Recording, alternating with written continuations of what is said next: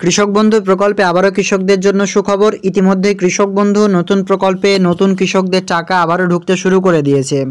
কালকে আপনাদের অনেকেরই টাকা ঢুকেছে। আজকের এই ভিডিওতে আমরা কালকে একটি এসএমএস প্রমাণ দেখাবো আপনাদেরকে যে এই প্রকল্পের মাধ্যমে নতুন যারা আবেদন করেছেন তারা অনেকেই কোশ্চেন করছিলেন কবে নাগাদ আমরা আমাদের ব্যাংক অ্যাকাউন্টে টাকা পাবো। তো যে সমস্ত কৃষকদের অ্যাকাউন্ট ভ্যালিড ছিল স্ট্যাটাস তাদের টাকা ইতিমধ্যে ক্রেডিট হয়েছে, এবং যে সমস্ত কৃষকদের এখন বর্তমানে এডি আপলোডেড ডিডি অ্যাপ্রুভ রয়েছে তাদের অ্যাকাউন্ট ভ্যালিড না হলে কিন্তু টাকা ব্যাংক অ্যাকাউন্টে ঢুকবে না। আজকের ভিডিওতে আমি আপনাদেরকে ডিটেলসে কৃষক বন্ধু সংক্রান্ত এই ভিডিওতে যে টাকা ক্রেডিট হয়েছে কালকের ডেটে তার যে প্রমাণটি সেটি আজকের এই ভিডিওতে আমরা আপনাকে ক্লিয়ারলি জানাবো। যদি কৃষক বন্ধু নতুন প্রকল্পে আবেদন করে থাকেন সেক্ষেত্রে আপনিও কিন্তু এই প্রকল্পের মাধ্যমে টাকা পাবেন, তবে কিন্তু এই প্রকল্পের মাধ্যমে পুরনো কৃষকদের টাকা দেরি রয়েছে দিতে, নতুন কৃষকদের শুধুমাত্র টাকা দেওয়া চলছে।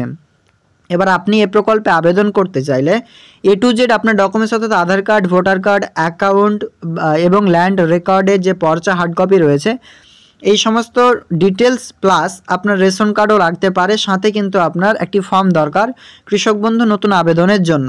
আবেদন করে আসবেন, স্ট্যাটাস চেক করতে পারবেন অ্যাকনলেজমেন্ট নাম্বার দিয়ে, সাথে আধার কার্ড, ভোটার কার্ড, অ্যাকাউন্ট এই সমস্ত এবং কেবিআইডি এগুলো দিয়ে আপনি চেক করতে পারবেন কৃষক বন্ধুর অফিসিয়াল ওয়েবসাইটে।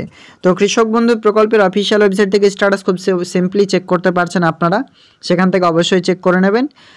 আর আরেকটা কথা হচ্ছে যে আপনাদের সাথে সাথে কিন্তু টাকা ঢুকবে না, আবেদন করার দিনই যে ইনস্ট্যান্টলি আপনার অ্যাকাউন্টে টাকা চলে আসবে তেমনটা নয়।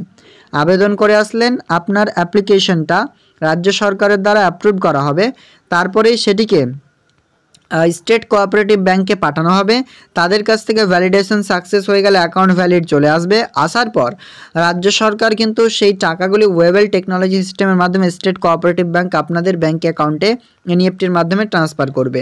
তো মূলত বুঝতে পারছেন কিভাবে ট্রান্সফার প্রক্রিয়াটা হচ্ছে। প্রথমে ব্লক থেকে ডিস্ট্রিক্টে পাঠাবে, ডিস্ট্রিক্ট থেকে স্টেট নোডাল অফিসারের কাছে যাবে, সেখান থেকে কিন্তু আপনার অ্যাপ্লিকেশন ভেরিফাইড হয়ে সেটি কিন্তু স্টেট কোঅপারেটিভ ব্যাংকের কাছে গিয়ে টাকাটি আপনার রিলিজ করবেন। তো এই সংক্রান্ত আপডেটের দিকে আমরা না গিয়ে কালকে যে টাকা ক্রেডিট হয়েছে যাদের অ্যাকাউন্ট ভ্যালিড ছিল সেটাই আমরা অনস্ক্রিনে প্রথমে প্রমাণটি দেখে নিচ্ছি। দেখুন অনস্ক্রিনে একটি এসএমএস রয়েছে, deer customer your account number is 4255 credited rupees 2000, 2000 টাকা ক্রেডিট করা হয়েছে অন 20 অর্থাৎ 20 মার্চ। তো 20 মার্চ হচ্ছে কালকের ডেটে। তো দেখুন deer customer account number is 4255 credited rupees 2000, 2000 টাকা 20 মার্চ 2024 তারিখে ক্রেডিট হয়েছে। WBKBRB অর্থাৎ রবি সিজনের টাকা ক্রেডিট হয়েছে 2313 টাকা 95 পয়সা অ্যাভেলেবেল ব্যালেন্স। এখানে ক্লিয়ারলি মেনশন রয়েছে কালকে ডেটে টাকা কৃষকের ব্যাংক অ্যাকাউন্টে ক্রেডিট হয়েছে। এই প্রকল্পের মাধ্যমে আপনিও যদি আবেদন করে থাকেন সেক্ষেত্রে আপনিও টাকা পাবেন, তবে শুধুমাত্র নতুন কৃষকদের ইতিমধ্যে টাকা দেওয়া হচ্ছে, পুরনো কৃষকদের দেরি রয়েছে। ভিডিও ভালো লাগলে অবশ্যই লাইক করবেন, আর ইউটিউব থেকে দেখলে চ্যানেলটিকে সাবস্ক্রাইব করে বন্ধুদের সাথে ভিডিওটি শেয়ার করতে ভুলবেন না। দেখা হবে নেক্সট আপডেটে। Thank you.